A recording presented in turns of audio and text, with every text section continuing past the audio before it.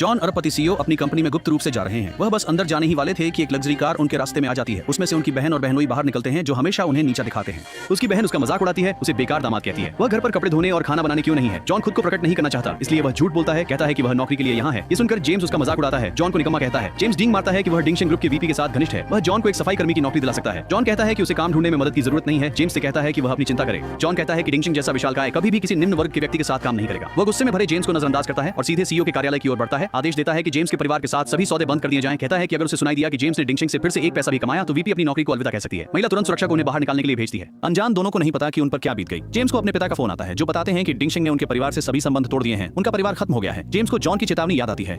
वह जल्दी से अपनी पत्नी से पूछता है क्या जॉन का डिंगशन से कोई संबंध है। उसकी बहन अभी उसे नीचा दिखाती है, कहती है कि जॉन एकदम बेकार है, डिंगशन में शौचालय साफ करने के लायक भी नहीं है। उसे नहीं पता कि जिस व्यक्ति को वह नीचा समझती है वह डिंगशन के शीर्ष अधिकारियों को आदेश दे रहा है। वह अपनी पत्नी मैरी के लिए $30 मिलियन निवेश करने वाला है जिसे उसके परिवार द्वारा नजरअंदाज किया गया है। पता चला कि जॉन एक अरबपति परिवार का एकमात्र उत्तराधिकारी है, लेकिन कई साल पहले उसके दादा ने अप्रत्यक्ष रूप से उसके माता पिता की मौत का कारण बना, जिससे वह सड़कों पर अनाथ हो गया। सौभाग्य से शेन परिवार के मुखिया ने उसे पाया और वयस्कता तक पाला। अब बूढ़ा आदमी मृत्यु के करीब है। उसकी आखिरी इच्छा है कि जॉन उसकी पोती से शादी करे। जॉन जानता है कि वह शेन उत्तराधिकारी के लायक नहीं है, इसलिए वह मना कर देता है। वह नहीं जानता कि बूढ़े व्यक्ति को पहले से ही पता है कि वह कौन है। वह सिर्फ चाहता है कि जॉन संकट में शेन परिवार की मदद करे। जॉन जीवन बचाने वाले एहसान का बदला चुकाने के लिए सहमत हो जाता है और अनुरोध स्वीकार कर लेता है।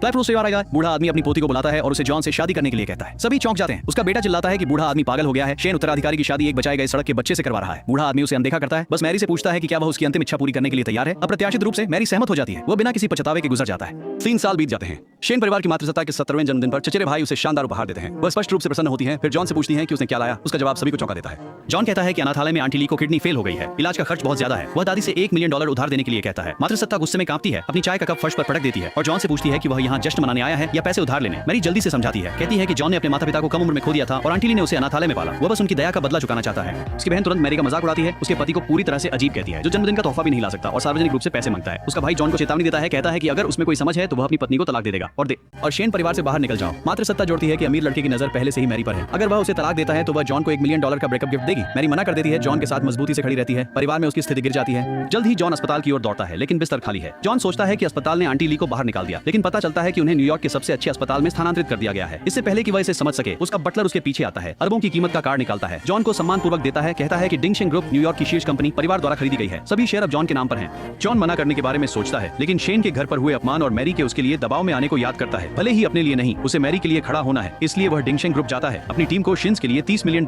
निवेश करने का आदेश देता है, लेकिन मातृसत्ता यह सुनती है और परियोजना सीधे अपने पोते को दे देती है। पोता अपनी सीमाएं जानता है, इतनी बड़ी परियोजना लेने की हिम्मत नहीं करता। मातृसत्ता उसकी हिचकिचाहट देखती है और एक साहसिक बयान देती है। कहती है कि जो भी इस अनुबंध पर हस्ताक्षर करेगा वह भविष्य का शेन उत्तराधिकारी होगा। जॉन जल्दी से मैरी से कहता है कि वह सौदा संभाले। उसे प्रोत्साहित करता है कि वह अनुबंध को बंद कर सकती है। मातृसत्ता अपनी पोती से खुश नहीं है, लेकिन डिंगशन को अपनी तरफ करने के लिए उसके पास मैरी को बातचीत करने देने के अलावा कोई विकल्प नहीं है। डिंगशन के प्रवेश पर मैरी घबराई और अनिश्चित महसूस करती है। मैरी को लगता है कि डिंगशन जैसी बड़ी कंपनी कभी शिन्स जैसे छोटे परिवार पर ध्यान नहीं देगी। जॉन उसे आश्वस्त करते हैं कि वह सफल होगी। मैरी के ऊपर जाने के बाद वह तुरंत अपनी टीम को कॉल करते हैं और उन्हें बताते हैं कि उनकी पत्नी साइट पर है। जल्द ही मैरी आसानी से सौदा पक्का कर लेती है। जॉन की टीम उन्हें प्रभावित करने के लिए निवेश को $30 मिलियन से बढ़ाकर $60 मिलियन कर देती है। घर वापस आकर वे उम्मीद करते हैं कि परिवार की मुखिया अपना वादा निभाएंगी और मैरी को शेन परिवार की अध्यक्ष बनाएंगी, लेकिन मुखिया अपना वादा तोड़ना चाहती हैं। कहती हैं कि वह कल एक गाला आयोजित करेंगी ताकि नए अध्यक्ष की सार्वजनिक घोषणा की जा सके। मैरी ज्यादा नहीं सोचती, मानती है कि उसकी पदोन्नति का मतलब है कि उसके माता पिता गर्व से चमकेंगे और जॉन को अब और अपमानित नहीं होना पड़ेगा। उसे नहीं पता कि मुखिया ने पहले ही अपने पोते को उत्तराधिकारी के रूप में चुना है। जल्द ही गाला का दिन आ जाता है। जॉन मैरी से कहता है कि आज वह सितारा है, उसे आराम करने के लिए कहता है, लेकिन तभी अमीर वर जो मैरी का पीछा कर रहा था आ जाता है। उसकी माँ तुरंत जॉन को एक तरफ खींच लेती है और वर को बैठा देती है।